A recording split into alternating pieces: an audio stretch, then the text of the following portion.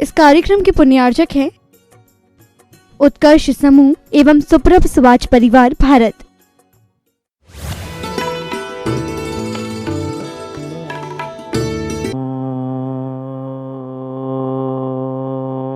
नमः सिद्धेभ्यः।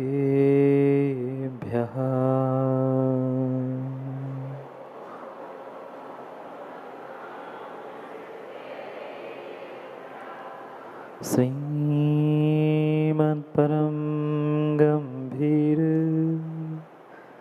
स्याद्वान्मोघलाञ्छनम् जियात्रैलोक्यनाथस्य शासनं जिनशासितम् रणविधूर्णवटवाणं परमपाणं जिणन्ति सुदृढ वोच्छामिरणसारं सायार्णायार्धं मीनं नमो हरिहन्ताणं नमो सिद्धाणं नमो आयुर्याणं नमो वत्सायाणं नमो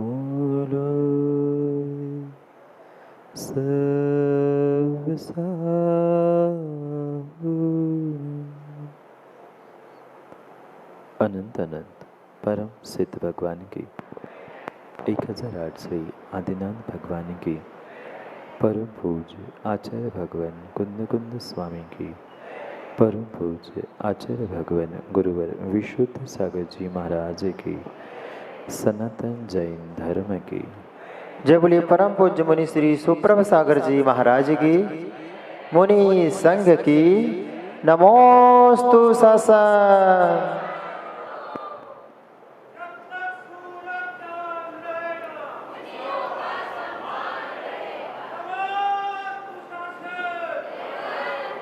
अंतर्देश वर्धमान स्वामी के शासन में हम सभी रहते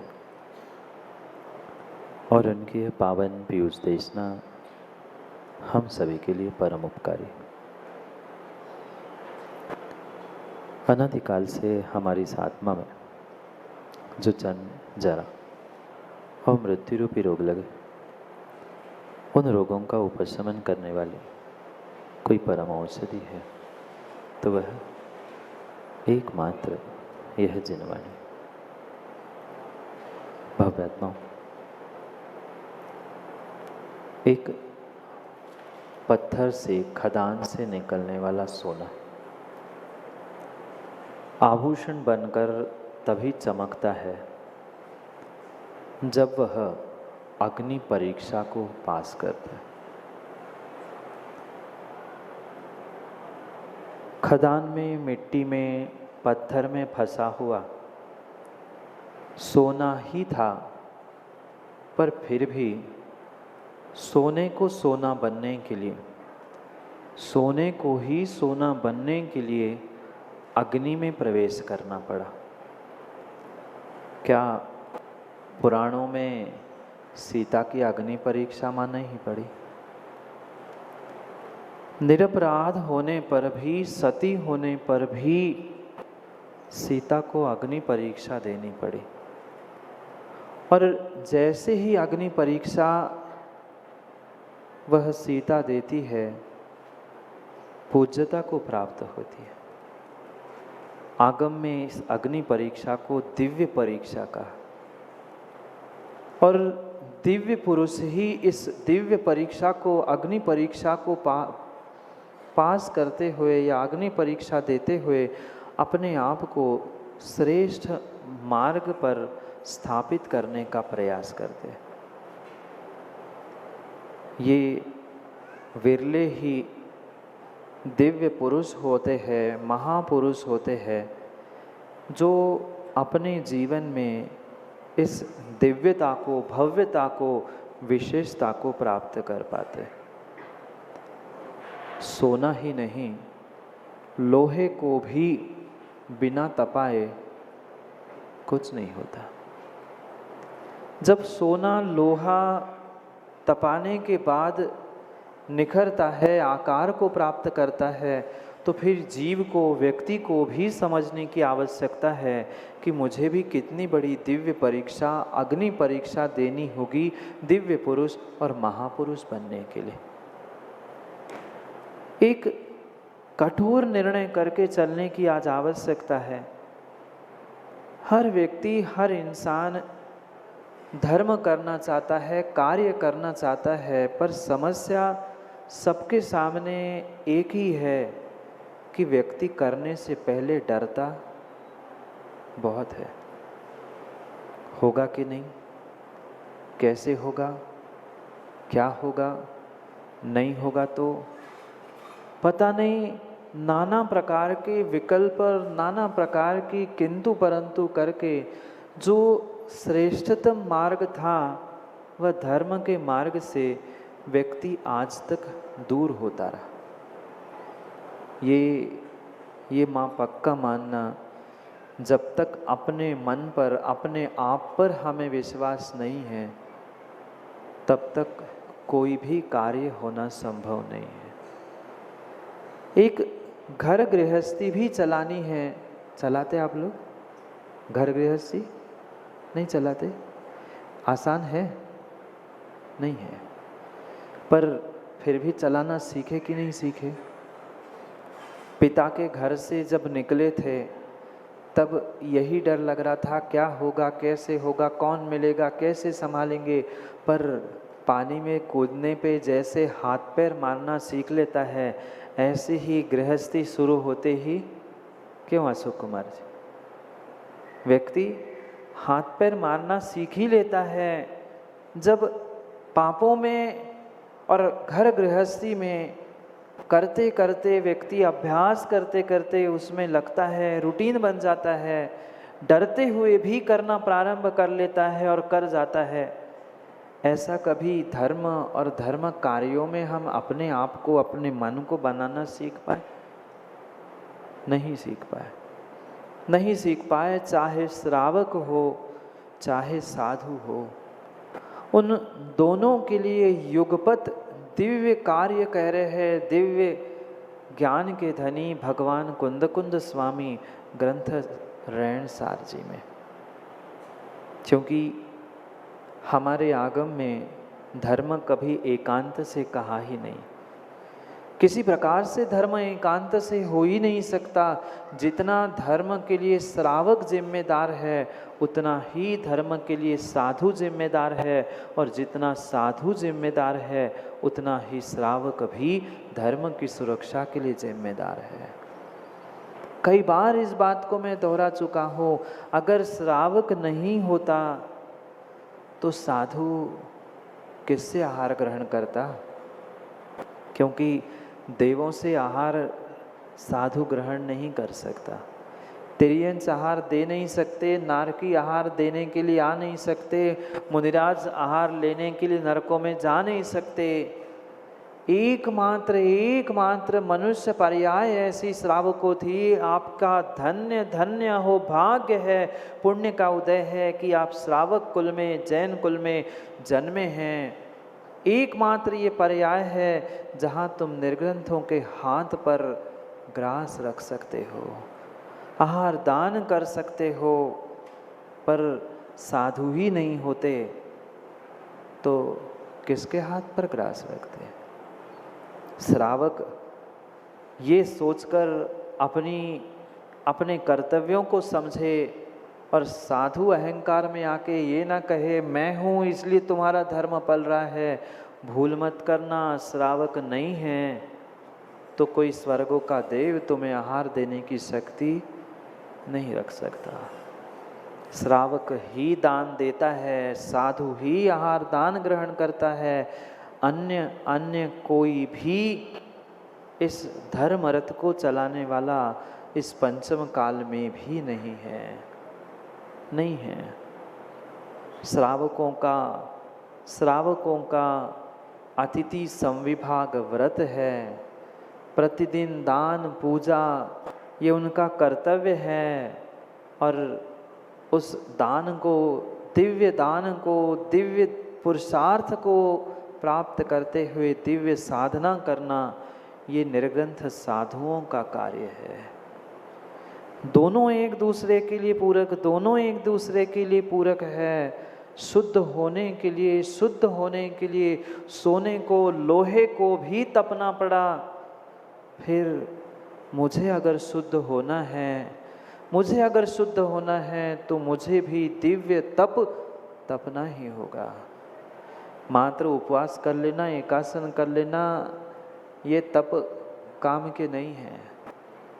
भीतर अपनी शक्ति को समझते हुए, पहचानते हुए उस दिव्य शक्ति के साथ दिव्य धर्म के दिव्य क्रियाओं को क्रियान्वित करना, यही एकमात्र साधन हो सकता है, अन्य नहीं।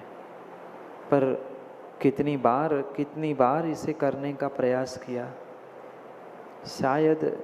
शायद एकाध बार ही जीवन में कभी हमने ऐसे आहार देने का प्रयास किया। मैं ये नहीं कह रहा हूँ कि आहार नहीं दिया होगा, दिए होंगे, कई बार दिए होंगे, प्रतिदिन भी देने वाले आहार हैं, पर वो काम नहीं हो पाया जो कई भव्य जीवों ने सिद्ध करके दिखाया। एक बार निर्ग्रंथों को आहार दिए, वो भी महन सिंगई जंगल में पड़गा कर निर्ग्रंथ मुनिराज को आहार दिए। अगली पर्याय में देने वाला भी और लेने वाला भी दोनों अपना कल्याण करके मुक्ति का पथ को प्राप्त कर गए। और हम क्या है, हम रोज वही करते आए हैं, इसलिए हमें उसकी विशेषता, उसका अनुभवन नहीं है। ये कार्य चाहे भगवान का पूजन हो, अभिषेक हो, चाहे निर्ग्रंथों का दान, वैयावृत्ति आदि का कोई भी कार्य क्यों न हो, जितनी विशुद्ध भावों से और जितनी अनुभूति के साथ करेंगे उतनी ही मेरी शुद्धि होती जाएगी। कई तो ऐसे जीव है आज भी घर में, परिवार में, समाज में कई सारे ऐसे जीव हैं जिन्होंने आज तक कभी श्री जी की प्रतिमा का स्पर्श नहीं किया, आज तक कभी श्री जी पर कलश नहीं ढाले, आज तक कभी निर्ग्रंथ के चरण स्पर्श नहीं किया, आज तक कभी निर्ग्रंथों के हाथ पर ग्रास रखने का, आहार दान करने का प्रयास नहीं किया। जिन्होंने किया उन्होंने इतनी बार किया कि उनका अनुभवन समाप्त, और जिन्होंने किया ही नहीं उनके पास भी अनुभव नहीं। दोनों भी काम के नहीं है। हमें मध्यम मार्ग से चलना था, सत्यता को समझते हुए अनुभूति के साथ करना था, पर आज इतनी उदासी श्रावकों के हृदय में छाई है। क्या करना है, हो जाएंगे, वो तो उनका पुण्य होगा महाराज का, तो कोई चौके लगाने वाला मिल ही जाएगा, हो ही जाएगी आहार। नहीं, ये श्रावकों का कर्तव्य नहीं था कि हो जाएगा, पुण्य होगा तो कर लेगा, वो व्यवस्थापक है, वो देख लेंगे। नहीं, आप श्रावक हो, आपका कर्तव्य है कि साधु की वैयावृत्ति, साधु की सेवा, साधु को आहार विहार निहार ये सब कुछ कराना, ये श्रावकों आपका कर्तव्य था। आप अपने कर्तव्यों का निर्वाह समय समय पर करते रहोगे तो कभी किसी प्रकार से साधु पर, धर्म आयतनों पर संकट आ ही नहीं सकते। पर कितनी बड़ी विडंबना आज है, मंदिरों पर, धर्मायतनों पर, धर्मात्माओं पर आए दिन पुनः घटनाएं सुनने मिल रही है। क्यों? क्योंकि श्रावकों मात्र आपकी गैर जिम्मेदारी, मात्र आपकी उदासीनता ही इसके लिए निमित्त है कहीं साधुओं की उदासीनता तो कभी श्रावकों की उदासीनता। ये धर्म के कार्य उत्साह शक्ति के साथ करने पड़ते हैं, सहन शक्ति के साथ करने पड़ते हैं। जैसे माँ घर परिवार चलाने के लिए कितना सहन, बोलो ना, नहीं करते। दूसरों के लिए कितना कुछ सहन करते हैं, ऐसा कभी अपने आप के लिए भी सहन करना सीखना होगा। हमें अपनी सहन शक्ति, अपनी उत्साह शक्ति को बढ़ाना होगा, तो ही काम बन सकता है। अन्यथा छठे काल में जाए बिना कोई रोक नहीं सकता। कोई दुनिया की ताकत तुम्हें छठे काल में जाने से रोक नहीं सकती। इसलिए निर्णय करो, ये आहार दान एक ऐसी अद्भुत विधा है जहाँ मात्र एक का उपकार नहीं, दोनों का उपकार होता है। दोनों का उपकार होता है, देने वाले का भी और लेने वाले का भी। देने वाला तो डबल प्रॉफिट प्राप्त करता है, लेने वाले ने तो ले लिया, पर देने वाला अपने लोभ कसाय को छोड़ रहा है, अपने उस दान के निमित्त से जो संग्रह किया है उसका विसर्जन कर रहा है। उसका तो पुण्य लगा ही लगा, पर दिए गए दान का जो सदुपयोग निर्ग्रंथ कर रहा है, दिगंबर मुनिराज कर रहा है, उस दान का तो पुण्य लगा, पर उनकी साधना का भी अनुमोदना का फल आपको श्रावक को लगा। त्याग तपस्या किसने की? त्याग तपस्या किसने की? निर्ग्रंथ होकर, दिगंबर होकर, दिन में एक बार निर्ग्रंथ मुनिराज साधना त्याग तपस्या कर रहे हैं, पर फल साधु तो स्वयं प्राप्त कर ही रहा है, पर माँ 24 घंटे में 1 घंटा तुम्हारे द्वार पर वह निर्ग्रंथ पहुँचते हैं। जो 23 घंटे हाथ ऊपर करते हुए आशीर्वाद देते हैं, वे भी 1 घंटा तुम्हारे द्वार पर अंजलि बांधकर खड़े हैं। वे भी अंजलि बांधकर खड़े हैं। आप कितने महान, कितने विशाल पुण्य के धारी हो चुके हो कि जो 23 घंटे तुम्हें आशीर्वाद देता है, ज्ञान बांटता है, सब कुछ बांटता है, वह तुम्हारे द्वार पर पहुंचते, तुम्हारे घर में पहुंचकर अंजलि बांध रहा है।